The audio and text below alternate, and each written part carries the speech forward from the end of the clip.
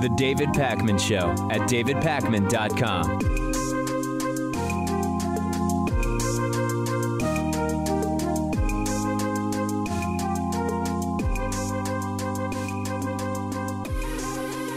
It has been a very, very long saga, really almost a decade sort of in total, but WikiLeaks' Julian Assange has been arrested in London, and there's so much to talk about here. There's the sort of immediate legal implications. There are the broader questions about what happens first and what happens later, because there are a variety of different legal claims against Assange, and we're going to talk about all of it. If you've not been following it, or just to kind of get everybody up to speed, Julian Assange of WikiLeaks has been in the Ecuadorian embassy in London for 7 years now, thanks to Ecuadorian asylum that was granted to him. And this latest development was not totally surprising in terms of the rescinding of that asylum by the Ecuadorian embassy, because we've been covering for a couple of months, including on the bonus show, how the Ecuadorian embassy was sort of increasingly in conflict with Assange over, there were sort of more and less cartoonish versions of the story, but basically his discourteous and aggressive behavior is the word they used. There were rumors swirling about not cleaning up after his cat and sort of more cartoonish things. I don't know the full scope of that, but in one case or another, he now is no longer protected by asylum by the Ecuadorian embassy. And immediately after that rescinding or revocation took place, British police went into the embassy and arrested Julian Assange. Now, we have learned about a 2017 U.S. federal court indictment which charges Assange for conspiring to publish classified documents, which were some of which were obtained by Chelsea Manning, who you may remember did, I believe it was 7 years herself before ultimately being let out by President Barack Obama. And when it comes to extradition, that's the immediate question. The United States has filed an extradition request to the UK. The US and the UK have an extradition agreement, so he will likely at some point have to deal with the American justice system, but that may not happen immediately because Assange has unresolved business with UK authorities first, because you might recall, and it's been so many years at this point, I mean, it's amazing all that's happened politically while Julian Assange has just been in the Ecuadorian embassy, but back in 2012, Assange jumped UK bail. So he faces up to a year in prison in the UK, and this could just be the start of a very, very long process. And the political implications have gotten particularly interesting because during the time that Assange has been in the Ecuadorian embassy, we have now learned about the connections between WikiLeaks to Russia and the DNC and Hillary Clinton hacks and the Mueller probe and the 2016 election. Everything that right now is happening in terms of the UK bail jumping and the 2017 sealed indictment, none of this stuff has anything to do with Russia.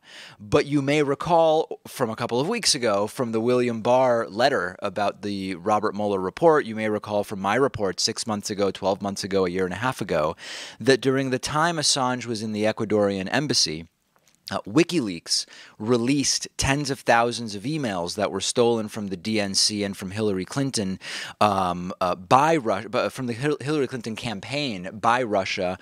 This is part of Robert Mueller's investigation, and as far as we were told by William Barr's 4-page letter, to the extent that we can believe it, and hopefully soon we'll have more specific information about this, WikiLeaks is also part of Mueller's report. And when Assange went into the embassy, there was still the idea, or maybe the possibility, that WikiLeaks was not a partisan actor, but just a clearinghouse of information. That has drastically changed while Julian Assange has been in the Ecuadorian embassy. We now know that WikiLeaks is a partisan actor. That's not a good or a bad thing. I want to be super clear that people understand. When I say WikiLeaks is a partisan actor, partisan actors are fine, right? I don't have a problem with partisan actors as long as they are identified as such and presented as such. And we know that WikiLeaks was working as a sort of middleman for hacked emails from the DNC, from Hillary Clinton's campaign, by Russia for the purpose of helping Donald Trump defeat Hillary Clinton in 2016. Now, it's not at all clear right now whether that will at some point relate to any criminal charges against Julian Assange. There's a lot that he has that has to be cleared up before we even get to the point of talking about could anything related to Russia or Mueller connect to criminal charges. So that is sort of in a remains to be seen phase.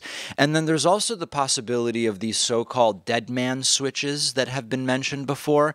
We don't really know the full scope or extent of it right now, but there were claims made that Julian Assange had set up different caches of documents, caches of information, which if he doesn't prevent their release by checking in electronically every once in a while, either by pinging a certain email address or entering a password somewhere. The logistics don't really matter. The idea is if he were to be killed or captured, that by not preventing the release of certain documents, they would automatically be released, maybe published by WikiLeaks, maybe sent to media outlets. What is the status of that? We don't know. And now that Julian Assange has been arrested, that is also going to be a question which may be answered sooner or later. It's also unclear whether an arrest versus Assange being killed would trigger it or not. Presumably there are other WikiLeaks associates that would be involved in either preventing or allowing the publishing of some of these documents. So that's a really big question mark as well. And there are significant legal implications as well. We recently had a conversation on the show about leaker versus whistleblower, and there are no doubt if this ultimately does lead to extradition to the United States, if anything related to Russia ultimately becomes a legal problem for WikiLeaks and Assange, there are going to be renewed discussions of the sort of legal status and treatment of whistleblowers versus leakers versus partisan actors who are publishing illegally obtained information. There will be plenty of time to discuss all of those things, but the latest for now, Assange arrested just hours ago, and we will see what the next step is here. In this certain to be, this could end up being a multi-decade affair in total for Julian Assange and for WikiLeaks. We wondered if they would do it. We wondered how they would justify it, and now we are starting to figure out exactly how the first steps of blocking Donald Trump's tax returns from being released are going to work. And step one is that the U.S. Treasury, led by Steven Mnuchin, is just saying we're not going to release Trump's tax returns to Congressman Richard Neal. To go back a few days, Congressman Richard Neal from Massachusetts used the authority of a 1924 law, which allows any House or Senate committees that are involved in tax writing to request, and really it's more than request, to demand the tax returns of individuals from the United States Treasury. And the immediate question with a deadline of the end of this week was, is Treasury Secretary Steven Mnuchin going to deny it? Is he going to simply let the deadline expire? Is he going to release the tax returns? And the U.S. Treasury has in the immediate denied this request. Last night, Treasury Secretary Steven Mnuchin, who of course was handpicked by Donald Trump, as most Treasury secretaries are. That's not an unusual thing, but it's important to bear it in mind when we're talking about the tax returns of the president. Put out a letter saying he needs more time to consider whether he is going to release Trump's tax returns. And this could become a massive, massive legal battle, because at some point, if Mnuchin says his final decision is no, that he's not releasing the tax returns, despite the fact that you can call the law arcane, you can call it whatever you want, but it is the law, and this is something that House and Senate committees that are involved in tax writing can do. He is going to have to legally justify why he is not releasing Donald Trump's tax returns to the House committee, not publicly. Mnuchin said, quote, "The legal implications of this request could affect protections of all Americans against politically motivated disclosures of personal tax information, regardless of which party is in power." Now, that might sound reasonable. You might hear that and say, hey, yeah, you know, we don't want there to be a really easy way to have people's taxes requested, obtained for merely political reasons. But it's not really a reasonable explanation from Steven Mnuchin. Number one is that there is a legal basis for this request from Richard Neal, okay? It's based on a 1924 law that is very binary. It says nothing about the Treasury Secretary gets to evaluate and decide whether a particular request is political. Further, whether a request for taxes is political is completely subjective in nature. It is often, or it is clearly, in the eye of the beholder. But the one part here that I admit is not in the favor of Democrats is that legal experts believe even if you put aside whether the request is political in nature, legal experts are mostly united around the idea that there has to be some defensible legislative reason to see Donald Trump's taxes, okay? The House and Senate are political bodies, so in some sense, everything they do is political in nature, and that's not really a fair standard to apply, but there is a very reasonable question, which is there a legislatively defensible reason why Richard Neal's committee, Richard Neal, deserves or is reasonably in a position to request and want to see Donald Trump's taxes?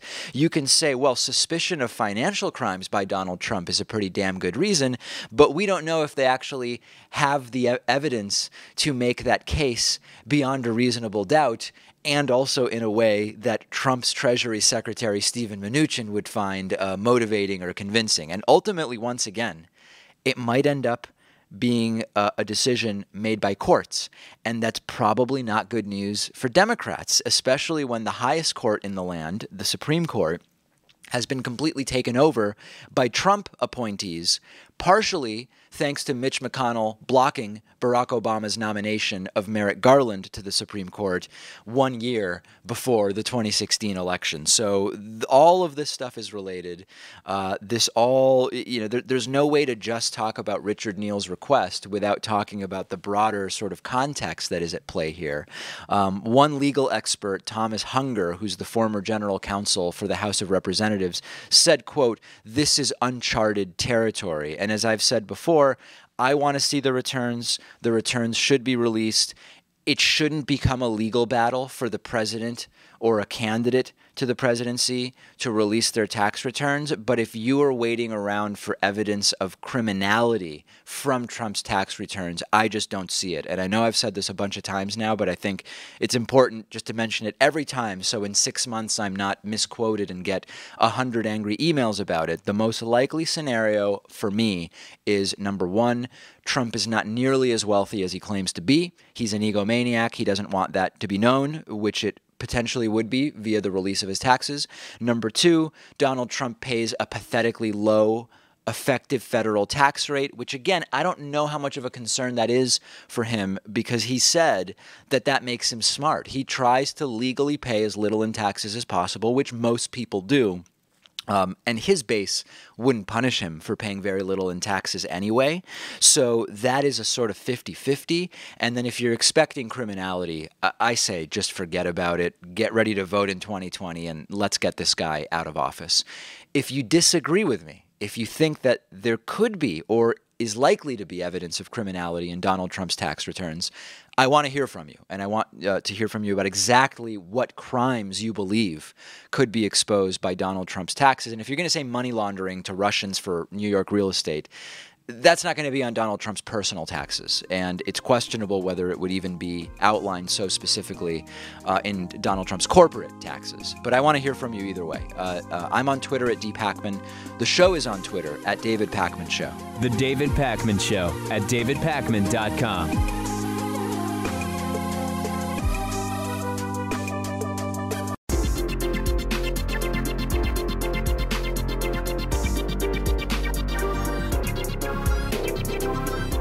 The David Pakman Show at davidpakman.com. Okay, let me say a quick thank you to today's new member of the day, Barbarina Heyerdahl. Barbarina, thank you so much for being a David Pakman Show member. This program does not have money growing on trees or raining down on us from above. It's mostly funded by individual members who sign up on our website, joinpakman.com. Also want to say thanks to today's longtime sustaining member of the day, Glenn Thompson. Glenn's been with us for almost 5 years, since 2014. John, Barbarina, Glenn, thank you for supporting the show.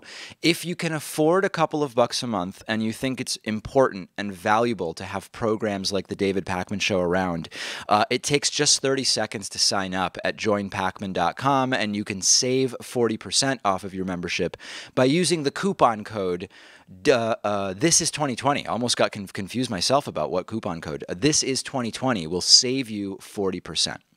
Okay, the David Pakman Show subreddit is a really great place for people to discuss politics. We've just staffed up and added another moderator to make sure that the riffraff is at a minimum and that the political discussion and debate is respectful. You can find the subreddit at davidpakman.com/reddit. That's REDDIT. A couple of interesting posts that I saw this morning when I was browsing the subreddit. An interesting comment from one user who says, "Why are so many progressives acting like not wanting to abolish private insurance is some sort of horrendous establishment position?" Yeah, I think that this is an interesting thing to discuss, and it's important for progressives not to focus on the wrong thing. I don't think it is necessary as a part of the plan to drastically improve the way healthcare works in the United States to outlaw or abolish private for-profit insurance companies. I say allow them to exist, but make them irrelevant or unnecessary for almost all people. And what I mean by that is that most countries that have universal coverage systems or almost universal coverage systems, whether the healthcare delivery method is nationalized like in the UK, whether it's a more Medicare for all or single payer type system, Canada, Germany, France, all of these systems are different.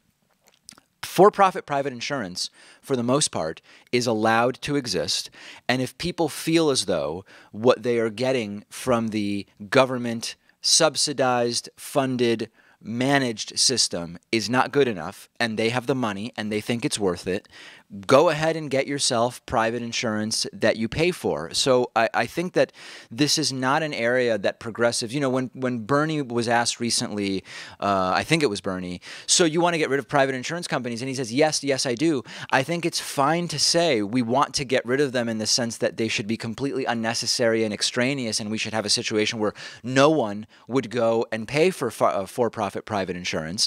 But my preference would be create a system in which the government is involved that is a nonprofit system that ensures almost universal, if not completely universal, coverage, and then let for-profit private insurance compete if they want for the dollars for people who aren't satisfied with the government system, regulate private insurance properly, and that's it. I think it's a good point that's made. We don't have to advocate for the outlawing of private insurance. Let's just make it unnecessary, irrelevant, and extraneous. Also from the David Pakman Show subreddit, a very much upvoted thread about David should interview former Senator Mike Gravel. And I have potentially exciting news for you, which is that Mike Gravel, who is running for president in 2020, former senator, really interesting guy, has agreed to an interview on the program. Now, we're trying to work out the details, and it's working out to be a little bit more difficult than maybe we imagined to finalize the details with Mike Gravel, but he has agreed to the interview, and I hope that we can make it happen. So that, stay tuned, upcoming. And lastly, a post suggesting that the way the Democratic National Committee will rig the 2020 primary will be to say, you know what, there are just a lot of candidates, and we need to re-empower superdelegates to ultimately decide who the nominee is going to be. Listen, I understand based on what happened in 2016 why there would be a lot of skepticism or potentially even fear that the DNC is going to, quote, rig the 2020 primary. I totally get it. Call me naive. I think that the way the DNC could rig the primary at this point would be by getting behind someone in a relatively public way. I don't know that it's going to happen in the behind closed doors sort of shadowy way that some people are suggesting. I hope I'm not wrong, and if I'm proven wrong, then I will tell you I was wrong, and that is exactly how it went down. But I think and believe, based on what happened in 2016, that we are going to see a cleaner Democratic primary, although it's never completely clean, and we already are starting to get a sense of who are the sort of establishment picks, but I hope that this person is not correct in their suggestion. Join the subreddit davidpakman.com/REDDIT. Okay, so we've been talking a little bit about Bernie Sanders not yet having released his tax returns. Supposedly, he's going to be releasing them early next week. He should. I've said this before. I'm going to take an audience question about this tomorrow. I think it's really important to understand that with Donald Trump, he doesn't want people to know that he's not as wealthy as he claims to be. There is speculation with Bernie Sanders that it's the opposite, that Bernie is wealthier than maybe people imagine that he is, or maybe his rhetoric might imply that he is. And there are more and more people pointing out, including on corporate media, but also in kind of the independent media circles, that Bernie Sanders is probably a millionaire, and that this will sort of put into question his credentials as the fight for the little guy candidate that he claims to be. And I want to just destroy this narrative completely. And to do that, we've got to break it down into two parts, okay? The first part is, let's assume Bernie's a millionaire. What does that mean generally in terms of his financial position? And then, if indeed he is a millionaire, what does this mean in terms of his political positions and how we should interpret them? Okay, and this is, I've not decided who I'm supporting in the 2020 primary, but this is a really dumb criticism of Bernie Sanders, and I'm going to tell you exactly why on multiple levels. First of all, I know that there are some people in the audience who will go nuts about me saying this, and they'll say, David, you are so disconnected from the reality of what's going on in the United States. Bernie Sanders being a millionaire at age 77 is not a huge deal, and it's also not exorbitantly wealthy. And I know people will say, David, there are tons of people who can never retire who have not even $10,000 in savings when they're in their mid-70s. And I understand that, and that's not untrue. But let's just look at the data, okay? Let's assume Bernie Sanders has a net worth of $1 million, just to pick a number. Maybe it ends up being more. I don't know. Bernie Sanders is 77 years old, okay? $1 million net worth at age 77 is not statistically unusual. This is not my opinion, okay? I'm just telling you what the data is. If you look at 2016 Federal Reserve data for people in the United States age 75 to 79, the mean wealth is $233,000 and the median wealth is $1.1 million. I am not making a comment on anything other than, for Bernie's age, it's a fact that half of the country has more wealth than Bernie and half of the country has less wealth than Bernie. That's what it means that Bernie basically has the median net worth for someone his age. So when we talk about senators with $40 million and all of this, Bernie Sanders is not in that league, okay? He's been working for 60 years. He's been earning money, a good salary as a member of the House of Representatives and more recently the Senate. Presumably, he's been saving money. Compound interest is a thing, and I know that the term millionaire is very loaded, and in a sense, it shouldn't be in this particular case. If Bernie's net worth is $1 million or $1.1 million, he's in the 50th percentile for people his age, using the median as our indicator. Those numbers are also 3 years old, meaning that 1.1 million today might more closely be the 48th percentile or the 46th percentile. I've not seen 2019 data. So that's number one, all right? But I don't even care about that. We should know the numbers, but there's a really more important issue here. You can be poor and advocate for policies that help the rich. Look at the 2010 Tea Party movement. You had people who weren't rich and were likely never going to be rich pushing for tax cuts for the rich and cuts to capital gains taxes and stuff that would never affect them. In the same way, you can be median wealthy or rich or whatever and advocate for policies that are going to help the poor and middle class. Trump's super wealthy. If his policies were good for the lower and middle class, who cares that he's super wealthy? Bernie has made ultra clear what his policies are. The fact that he has achieved as a 77-year-old man, median net worth in the United States doesn't change what his policies are, as long as we believe that his policies are the right one. There are rich people like Tom Steyer and other so-called patriotic millionaires, even billionaires, who have a ton of money, but they have the right ideas. Now, the one criticism you can make is you can argue it's harder for someone who's been super wealthy for a really long time to even understand the plight of those who aren't wealthy. That's a fair criticism. But then let's actually see if they get it or if they don't. Bernie Sanders has not been super wealthy his entire life. By every indication, he has achieved roughly median net worth at age 77. When Trump confuses health insurance and life insurance, it's pretty damn clear he doesn't get it. He's out of touch. He doesn't know what the day-to-day life of the average American is.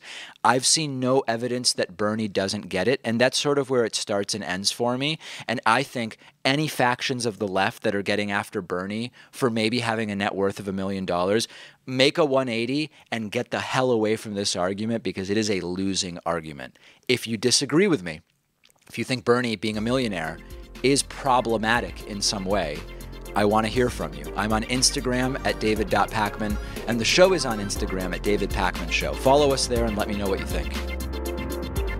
The David Pacman Show at davidpacman.com.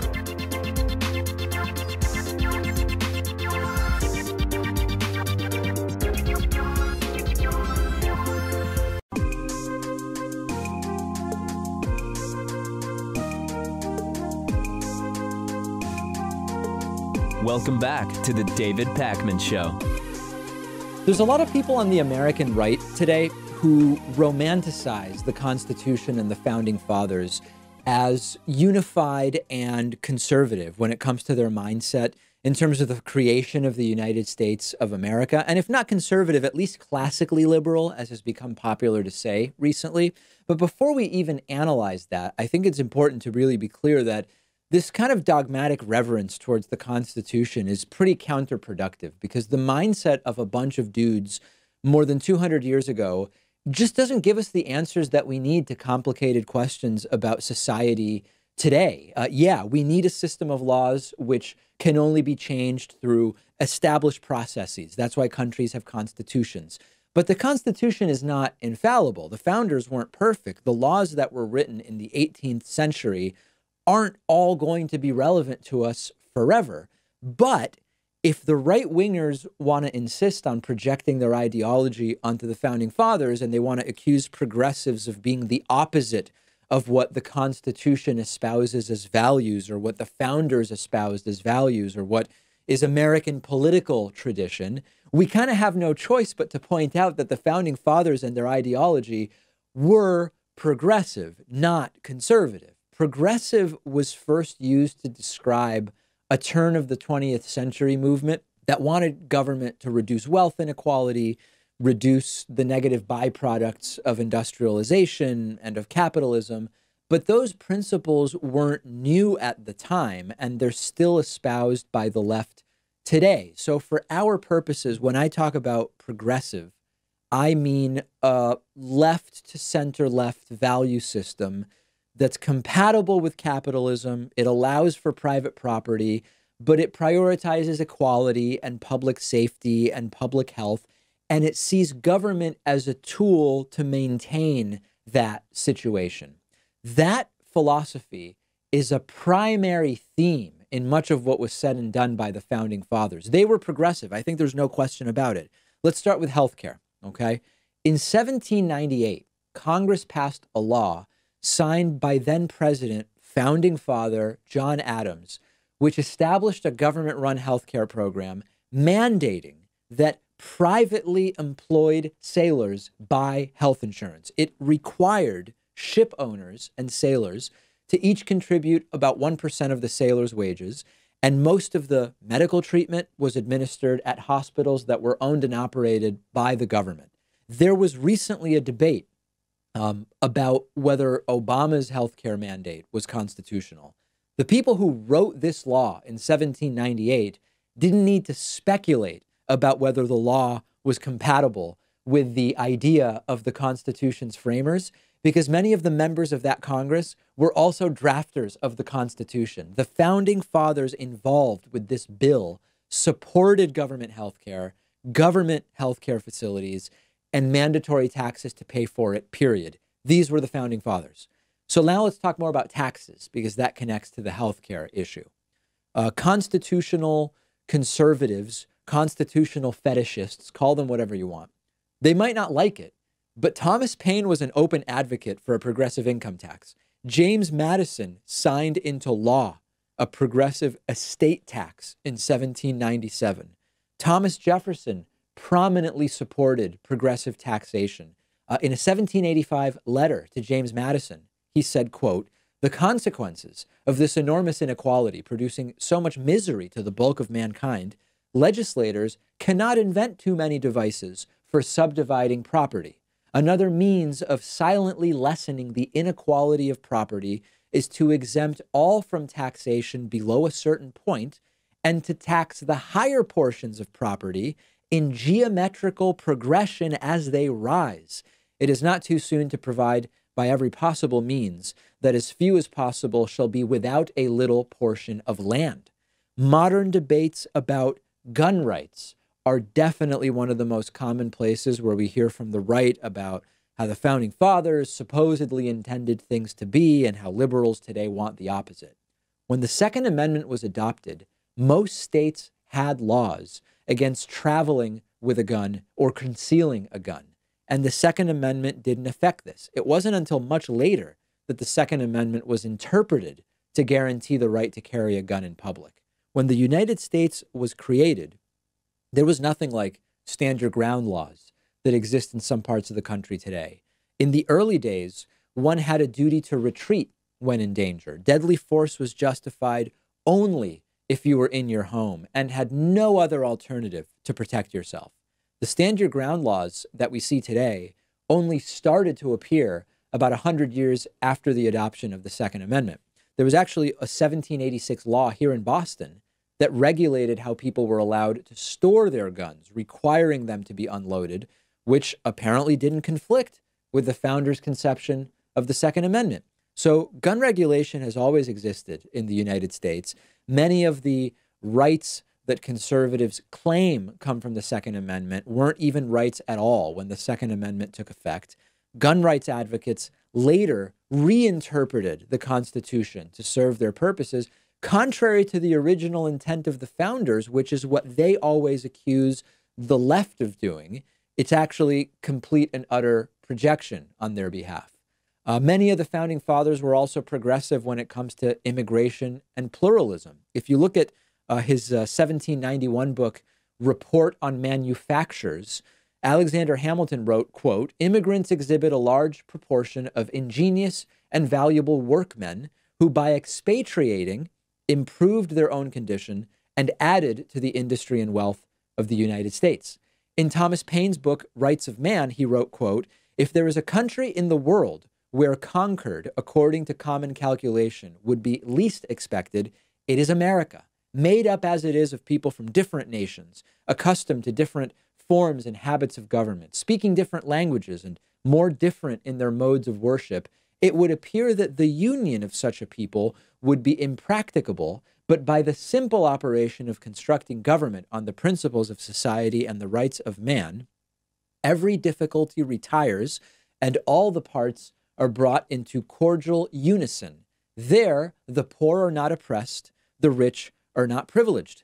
James Madison wrote in 1790, "Freedom of emigration is due to the general interests of humanity, the course of emigrations being always from places where living is more difficult to places where it is less difficult. The happiness of the emigrant is promoted by the change, and as a more numerous progeny is another effect of the same cause. Human life is at once made a greater blessing, and more individuals are created to partake of it."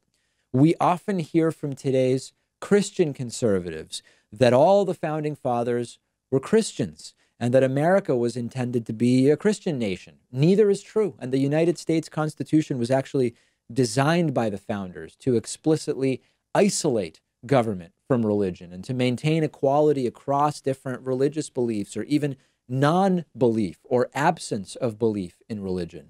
To be clear, whether any particular founder was Christian isn't necessarily a matter of whether they were progressive or left-wing or right-wing, but to deal with today's right-wing argument that Christianity and God should influence American lawmaking because the founders were Christian, we have to deal with that first assumption that the founders were, as a whole, Christian, because they were not.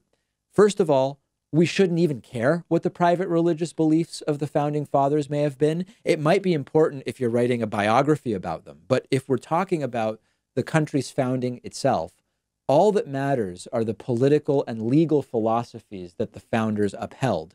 The founding didn't require a particular religion.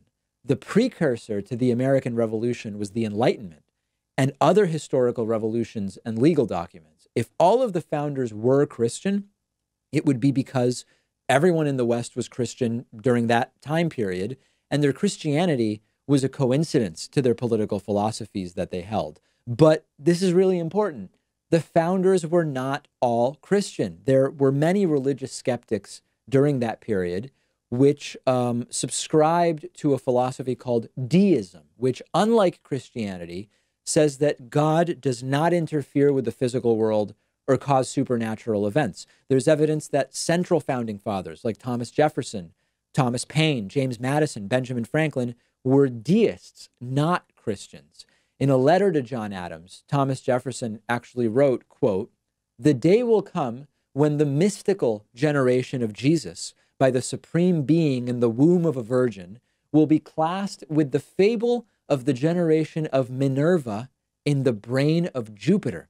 The Declaration of Independence says nothing about God having a role in government or giving power to government. The document conveys that government's power should come only from the people that it governs. The word God doesn't appear anywhere in the U.S. Constitution, and the only references to religion in the Constitution are actually to limit religion's influence on the government. The First Amendment, as many of you know, guarantees that, quote, Congress shall make no law respecting an establishment of religion or prohibiting the free exercise thereof. And Thomas Jefferson said that this clause, quote, builds a wall of separation between church and state. Article 6 of the Constitution says no religious test shall ever be required as a qualification to any office or public trust under the United States. The Federalist Papers, maybe our best guide to the intentions of the Constitution, never mentions God or religion, except to say that it has no role in government. James Madison, known as the father of the Constitution, wrote in 1774, quote, religious bondage shackles and debilitates the mind and unfits it for every noble enterprise. If you look at Article 11 of the Treaty of Tripoli, signed by John Adams, it says, quote, the government of the United States of America is not in any sense founded on the Christian religion. Now, many will claim that the slogan, "In God We Trust," came from the founding. This is wrong.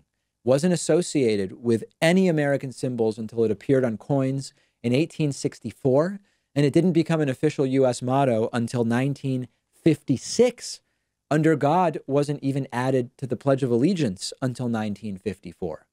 We see a lot of overlap between American symbols and religion, and many people think that this was the doing of the founders, but it didn't happen until a lot later, a lot of it in the 1950s, and it was caused by deeply religious Dwight Eisenhower and the socially conservative sort of zeitgeist of the time. The founders progressively made it a point to protect minority religious views. As long as people on the right today want to play this game that they claim that the founding fathers were unified in an ideology that matches modern conservatism, we have to tell them they were wrong, and we have to defend it with evidence. The founders were progressive. Much of what they said and wrote and enacted into law runs parallel to today's left-of-center values and policies. They were progressive in that they were forward-thinking and they were subversive. The progressive movement that started at the turn of the 20th century was a further realization of the values of the founders, including the idea that The privileged shouldn't prosper at the expense of common people. This was expressed by the founders deciding to separate from Britain and establish a government meant to empower common people, not just a powerful overclass. The creation of America, as it took place, was in and of itself an extraordinarily progressive act. Progressivism was expressed in the founders' agreement to abolish the first Constitution of America, called the Articles of Confederation, and update and reinvent it into something that they deemed was sort of more useful in a new era, instead of treating those Articles of Confederation as something divine and eternally perfect. We should apply the same logic to the Constitution today, not to mention that they replaced the Articles of Confederation with something far more progressive. Constitution that, in contrast to those first Articles of Confederation, provided a strong central government and a court system, federal taxes, federal trade regulations, legislative representation based on population, looser requirements for adopting new laws in the future and amending the Constitution.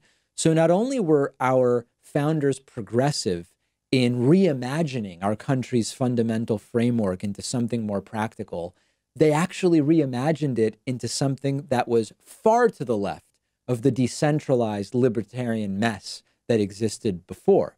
But now let's circle back to the very beginning. After everything I've told you about the founding fathers being progressive, we actually shouldn't care so much about the intent of politicians from the 18th century anyway, because it's 2019. When conservatives today tell us that the text of the Constitution and the intent of the framers are all we need to deal with today's problems, in a society that would be unrecognizable to someone that lived 200 years ago, doesn't make any sense whatsoever. But as long as conservatives attempt to claim the founders as being exclusively a part of their own ideological tradition, I'd like to point out that it's just as easy, if not easier, to argue that progressivism was a prominent theme during the founding of the United States, and then to argue that a 200-year-old document simply cannot tell us how to solve today's problems. Disagree with me? I definitely want to hear from you. The David Pakman Show at davidpakman.com.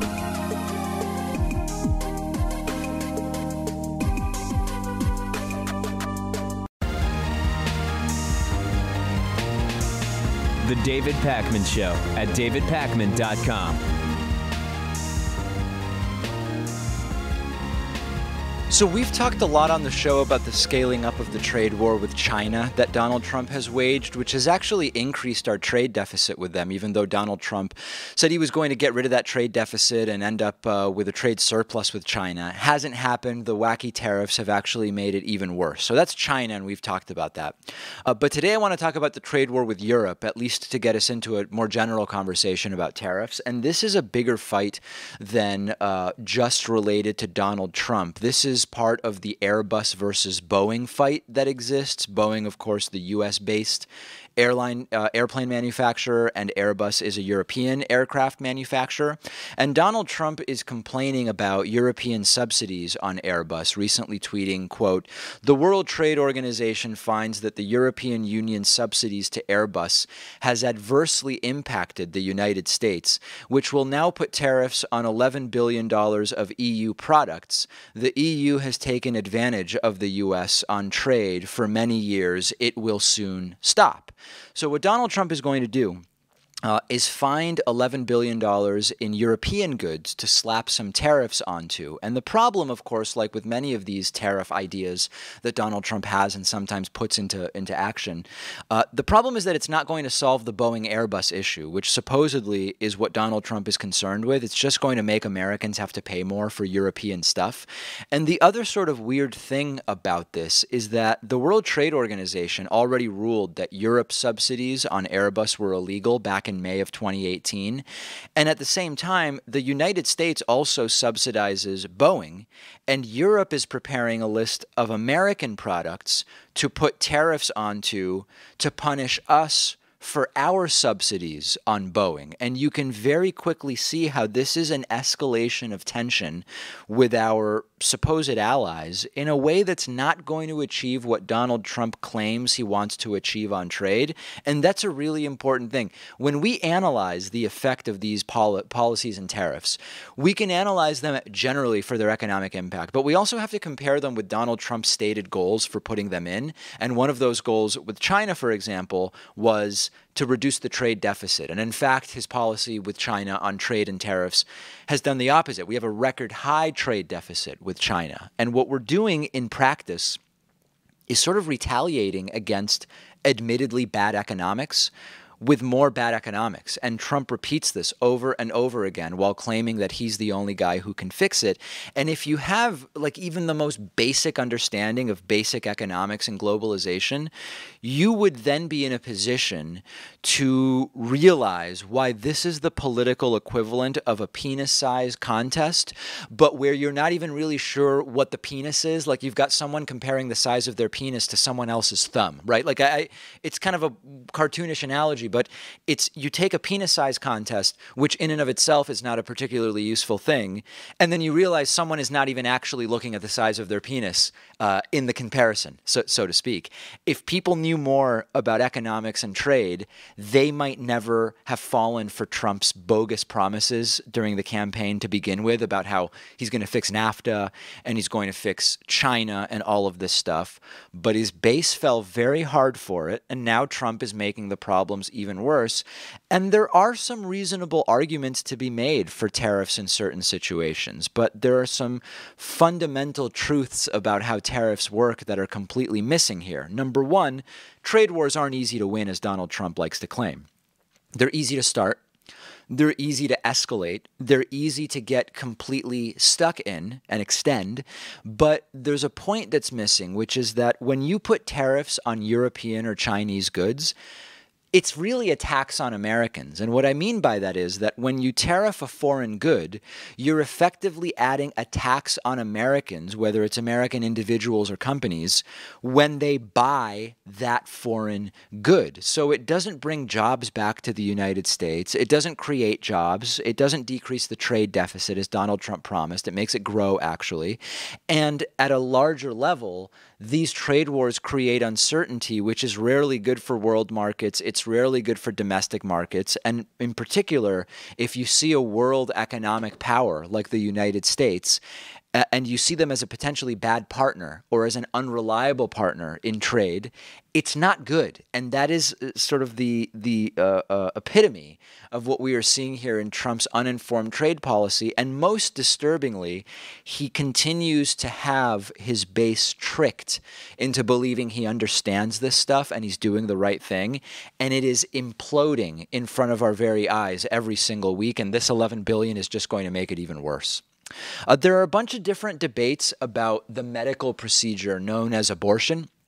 And the very backwards perspective of Texas Republicans on this issue is potentially putting on the table the idea of sentencing to death women who have abortions. And the gist of it would be like this. Texas House Bill 586 would criminalize abortion, and it would designate abortion a homicide. If you designate abortion a homicide, that means that you need to look at what the potential punishments are for homicide in the state of Texas, where you can get the death penalty for homicide. Therefore, a woman who gets an abortion could conceivably get the death penalty. And it's just stunning how their position is effectively they believe abortion is murder. And they hate killing so much that if you have an abortion, they'll kill you, which seems quite backwards. And that is also related to why we should be opposed to the death penalty, which is a topic for a different day. Now, as far as this House bill in Texas becoming the law, the debate so far was in the Texas House Judiciary Committee. So the next step would be the full Texas House would need to debate it, and then we'll see where it goes. But I've been reading many comments online, and there are some really ignorant responses to this proposal. One is, who cares? Texas women can just go to another state, problem solved. Well, first of all, I don't know if you've ever looked at a map of Texas, but going to another state can be an 8-hour drive each way to the border of another state, depending on where you're going. And the point of all this is that the movement to make abortions more difficult to access, scarier to consider getting, more expensive, potentially criminal, time-consuming. Most of these Republicans are total hypocrites, and if their daughter got pregnant, they would immediately go and get them an abortion. Some of them wouldn't, but many of them would, and there's a broader goal here. Because many of these outrageous anti-choice laws are attempting to create a situation where they get something to the Supreme Court. Okay, I talk probably every other show about how if we had any misunderstanding about the importance of who gets to select Supreme Court justices before the 2016 election, I hope that every single person in the audience has been disabused of that misunderstanding at this point in time. The goal here is not that Republicans think a lot of these outrageous anti-choice laws are going to pass. What they are trying to do is to create the grounds for appeal after appeal to eventually get something abortion-related back to the Supreme Court at a time when the right, probably accurately, thanks to Donald Trump being president and having one of the strongest majorities on the Supreme Court that they've had in a long time, the right is counting on the idea that if they can get something abortion-related to the Supreme Court, maybe they can actually make a move in the direction of overturning Roe v. Wade, and then you open the door completely to states much more aggressively banning abortion, potentially even altogether within their states. And in the end, remember, these limits, when these limits are placed on abortion, in practice, they restrict poor people from getting abortions, people who can't pay for the discretion of a private clinic, people who can't take time off from work to drive to another state to get an abortion. In every state, we know that when you make abortions illegal or more difficult to obtain, it doesn't actually reduce the abortion rate. And number two, it disproportionately is impacting poor people. And rich people, as is the case in many places. My home birth country of Argentina, where abortion has been criminal for a very long time, it's always known that if you have money, you go to a private clinic, and that's it. And that is why this disproportionately affects poor people, and is another element of the sort of class warfare that we have been seeing along medical lines, economic lines, social lines, etc., for a very long time. And meanwhile, we have in the United States, compared to other wealthy countries, one of the higher infant mortality rates. And instead of focusing on that in states that have disastrous health care like Texas, they're looking at getting an abortion criminal, which could subject the mother potentially to the death penalty. It's stunning and disgusting, and there is no reason whatsoever to think that it's going to change anytime soon, because they are emboldened by one of the strongest conservative majorities in the Supreme Court in a long time. I have a voicemail number. That number is 219-2-DAVID-P. Have been getting a lot of voicemails about Andrew Yang, 2020 Democratic candidate, and his universal basic income plan. Here's one from a caller who is skeptical about it. Take a listen. Hi, David. This is Brendan. I just wanted to call in and talk to you about Andrew Yang and his $1,000 a month policy. I'm just a little skeptical of that. You know, I think that instead of giving out free money to people and allowing them to do whatever they want with it, we should be using it for more social services and like welfare and, you know, stuff like that, programs that could help people. And I don't think that, you know, just giving away money is going to, I think it's like a scapegoat, basically, you know, like, oh, here's a few extra dollars. Don't worry about all the other stuff that's wrong. You know? Yeah, I don't think so. Okay, there's elements of a fair critique there, and there's elements that are not accurate, I believe. It is true that there is a problem if you are replacing welfare programs with universal basic income, because as I told Andrew Yang, if you replace 1,000 in welfare benefits with 1,000 in just general money, you're not really raising people's standard of living. His argument is that you're destigmatizing that $1,000, that if you get $1,000 from food stamps and other programs, that there's stigma associated with that, there's means testing, there's a bureaucracy. If you give people the money free and clear, you're better enabling them to just do what they want to do. People who maybe deliberately don't work because they believe that they are going to lose benefits to some degree if they start working, and they want to hide what they're doing from the government. There is an element of that is completely true, But my real concern is not the problem of just giving people free money. I don't think that's a problem, and we've addressed that many times. My concern is that there are ways to do UBI that will not cause a cost of living to increase in proportion with that UBI, and there are ways that will cause a cost of living to increase at least somewhat in proportion with that.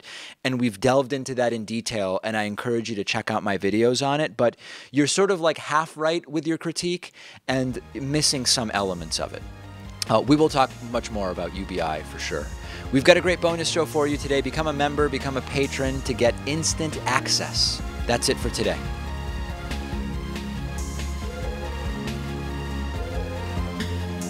The David Pakman Show at davidpakman.com.